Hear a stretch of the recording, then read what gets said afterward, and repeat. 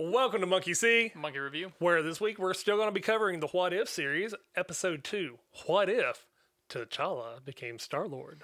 So, time out. If you guys have not watched this episode, go watch it. We'll come back and talk about it because spoilers will commence now. I love this episode. It was fun. Dude, I love this episode so much on so many levels. Drastic change from Peter Quill. Yes, huge change from Peter Quill.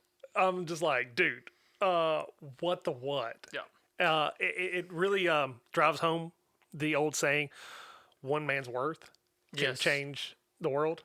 Oh, dude, it was absolutely Change the universe. right. 100%. 100%, dude. So I love this episode from the go. It was really interesting because you get to see almost verbatim the beginning of Guardians of the Galaxy, but when they bust in to take down Star-Lord over taking the artifact / Power Stone, he's like, there may be another name you know me by. He walks out. He's like, Star-Lord! Big fan. Huge fanboy moment. Like, he was just like, not Not what I was exactly what I was expecting, but cool. right?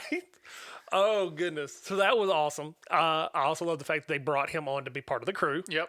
Then we get the backstory about how they swapped by accident, picked him up instead of Peter Quill. I love their whole little explanation. Well, there's something otherworldly on that planet, and this was the biggest load on it. And they were just like, he's just like, do these kids look alike? Got two ear holes. 2 ear holes, 2 sea holes, 1 feed hole. They all look the same. Yep. Which they actually had most of the original original actors actually come back and do all the voices for the characters. Which this is one of the last 4 performances of Chadwick Boseman. Yes. So that was also a whole another emotional moment Yep. for me. I was just like, dude, like, y'all gonna bring this up to start talking about this? Hurt my heart.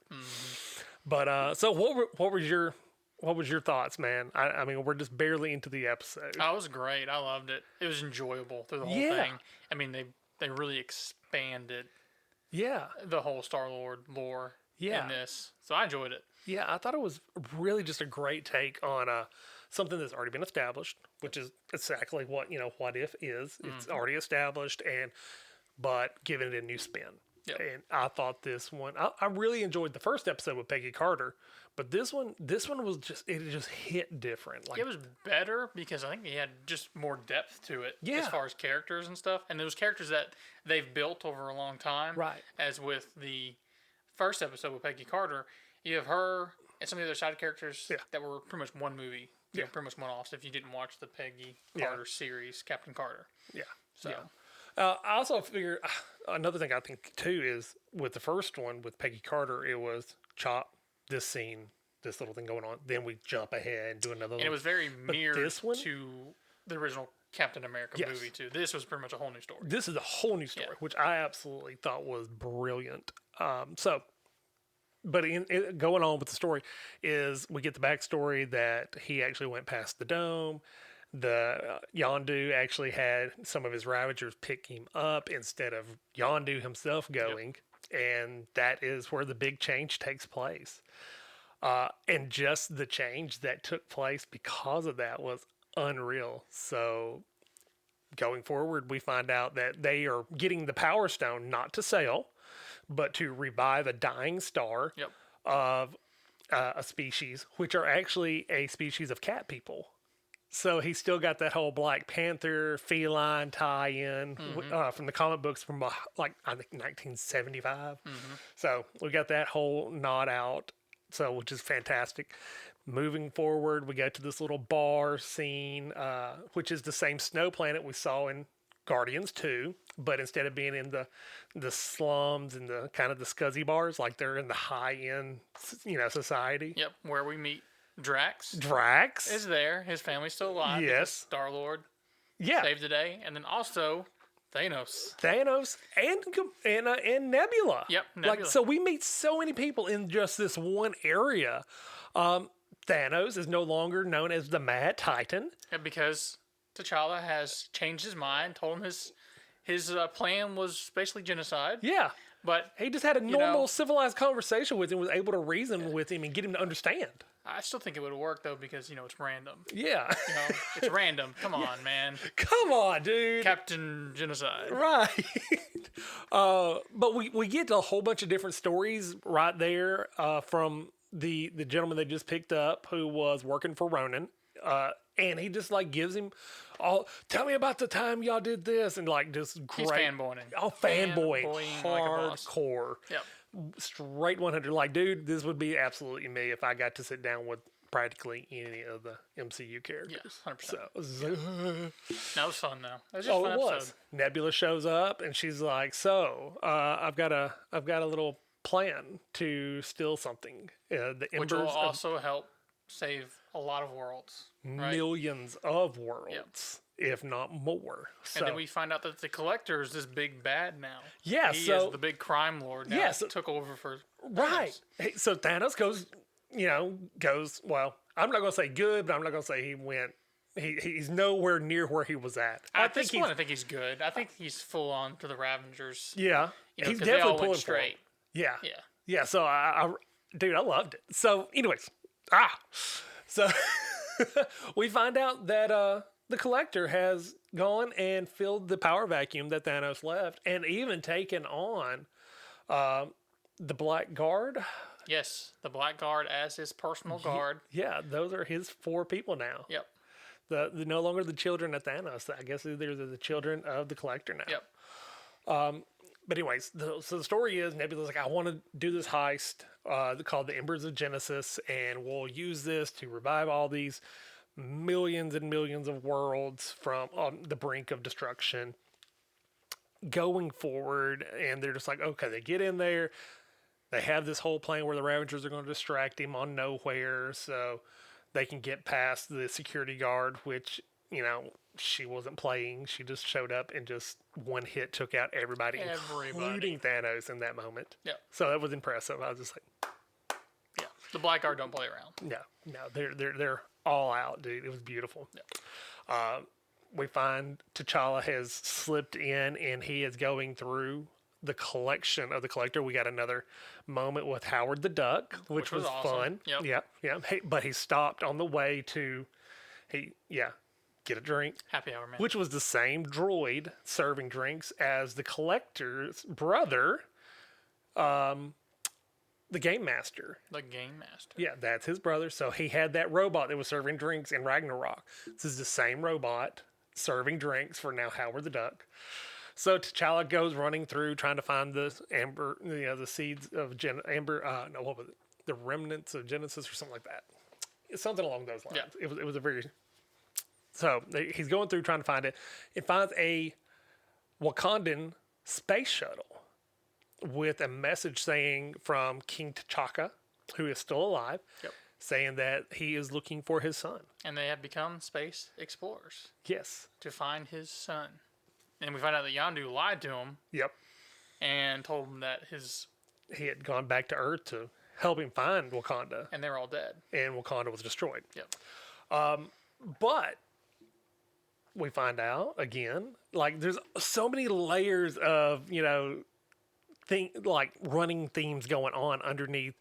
So the Collector's just like, okay, I'm gonna take T'Challa and make him one of my prized possessions and mount him on a wall. Essentially, he breaks out. Then we flash back over to Nebula, Who had betrayed them at this point. had betrayed them, had given over. Yeah. Yep. Dude, there's so much in this episode. Like, give it another 20 minutes, it could have been a full length movie. Yeah, for real. Like, there was so much. I loved it.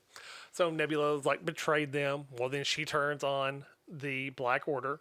The Black Order, not the Black Guard. The Black Order. Well, whatever. It's one of them days, man. Yep. So much going on. So turns on the Black Order. Helps rescue Yondu, Thanos, and the rest of the Ravagers. But I still love the relationship between Thanos and Nebula. Very distant. She very still distant. Is not. She calls him the big guy. Yeah. And T'Challa's like, he is your father. He's taken up gardening, Yeah, he's changed. which is a great little nod Yes, to Infinity War and Endgame.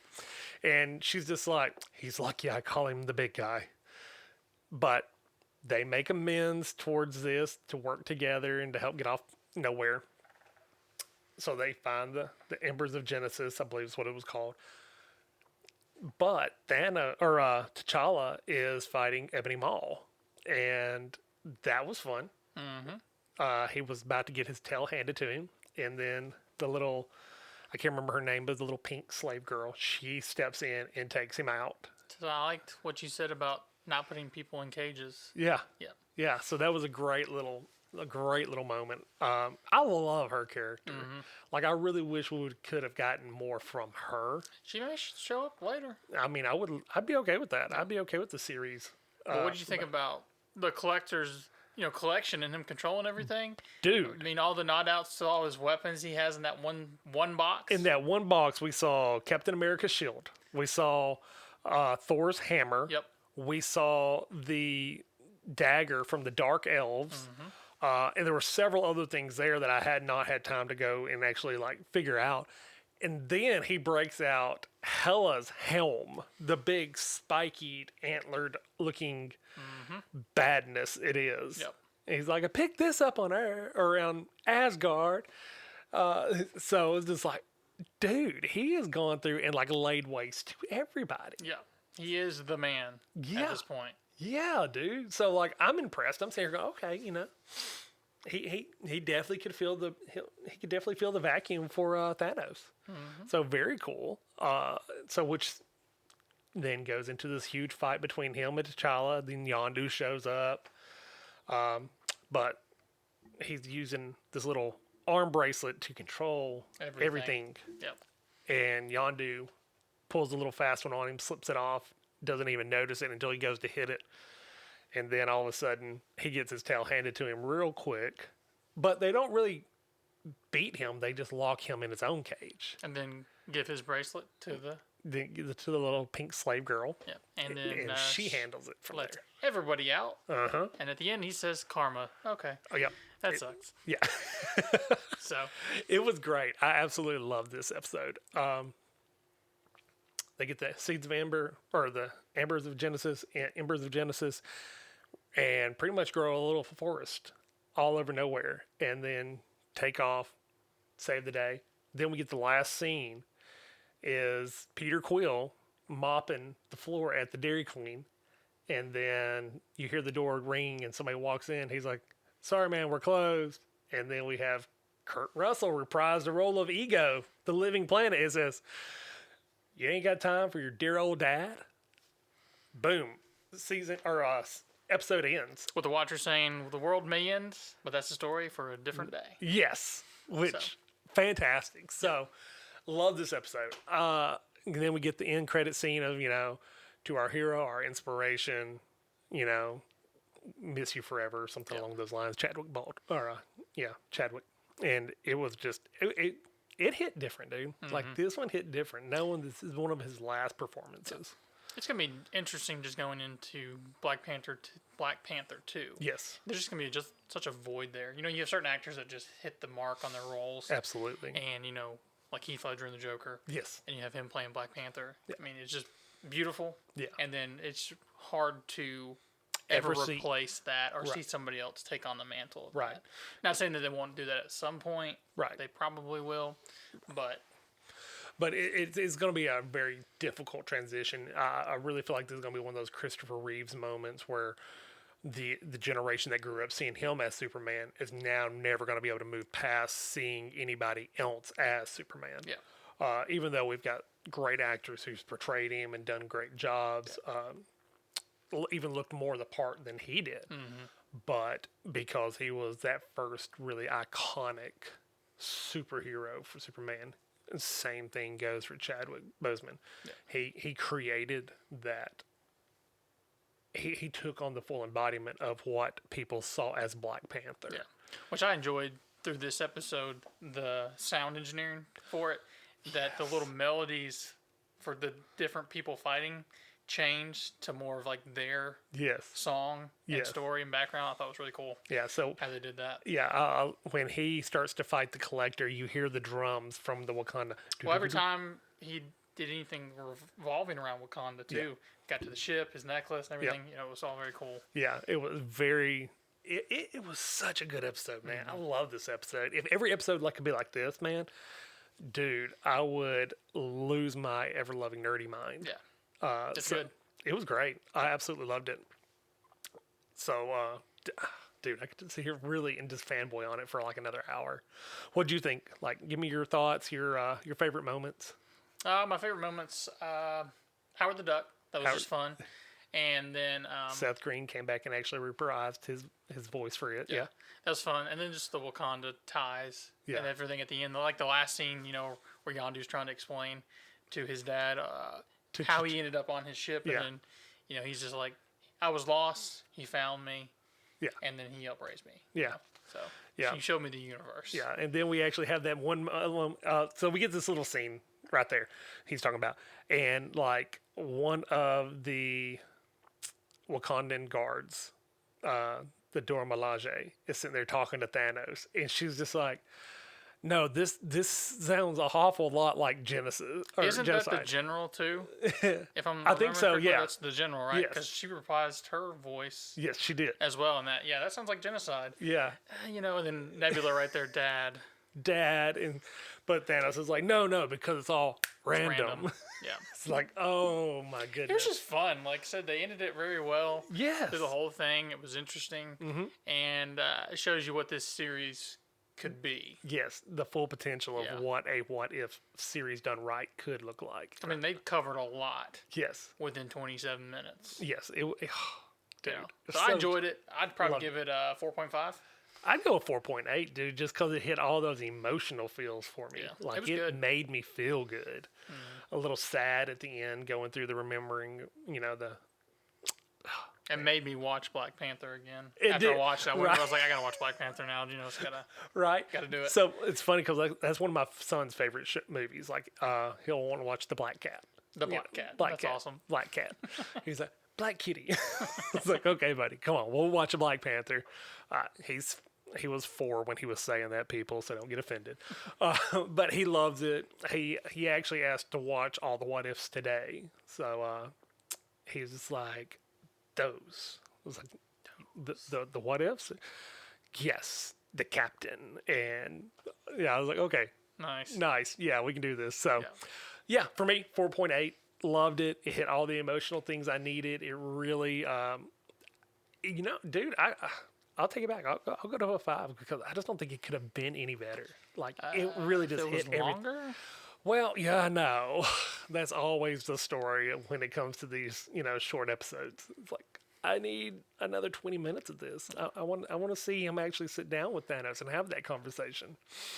But definitely shows you the value of one man's worth and how one person can have an effect on everybody and everything in around them. That also shows the importance of having a father Yes. throughout your life, Yes. even as you were younger, developing, and he got picked up by Yondu, Yeah. and how his father impacted his life, even though he wasn't there with Yeah. him the entire time. Exactly. And then Yondu taking it up from there, and how he changed Yondu and the Ravengers at such a young age yes. to impact the universe as a whole, Yep. as opposed to the Peter Quill story where he was fatherless for most of his life until Yondu, but then Showed him. Yondu kind of Yeah. took him the other way. Yeah. Exactly. Oh, dude, it's such good. Yeah. Had so many great layers to it, man. You could dissect it forever. But great episode overall. Oh, absolutely. So. Loved it. Loved it. Loved it. Loved it. I'll watch it again today Yeah. when I get home. But any other final thoughts? That's it. All right, guys. Hey, we love you.